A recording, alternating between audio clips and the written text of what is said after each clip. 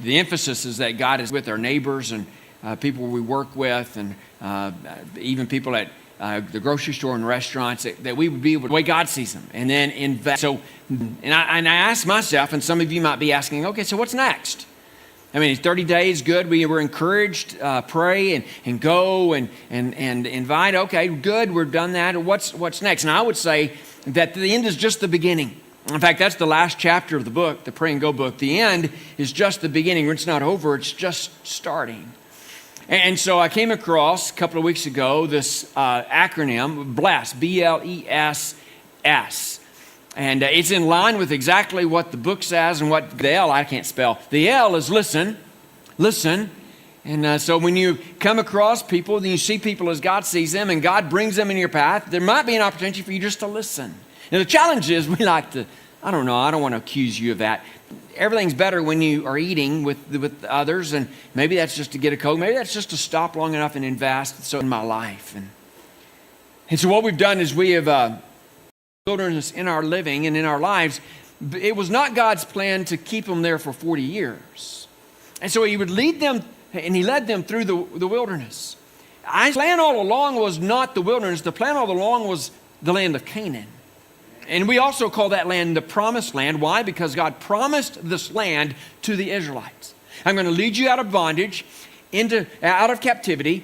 We're going to lead you through the wilderness. It's going to be a difficult time. But the plan, the destination all along is not the wilderness. The plan is, let's get to the promised land. Promised land. And I want you to come back and give us a report of what you find.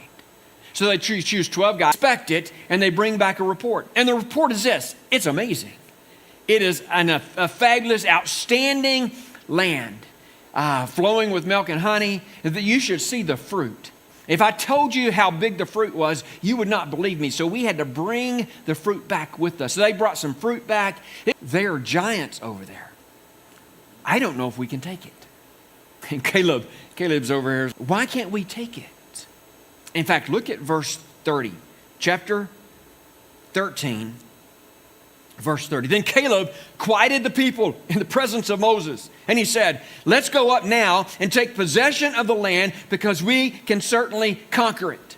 So you have 10 of the 12 scouts, and they came back and said, we can't get it. We can't take it. We might as well settle for the wilderness, because this is where we're going to live for the rest of our lives. And Caleb steps up and he quiets the people and he says, let's go get it. Let's go take it. I mean, why sit back? God's given it to us. God says, get it. Let's get it. So that's Caleb. Well, verse 31.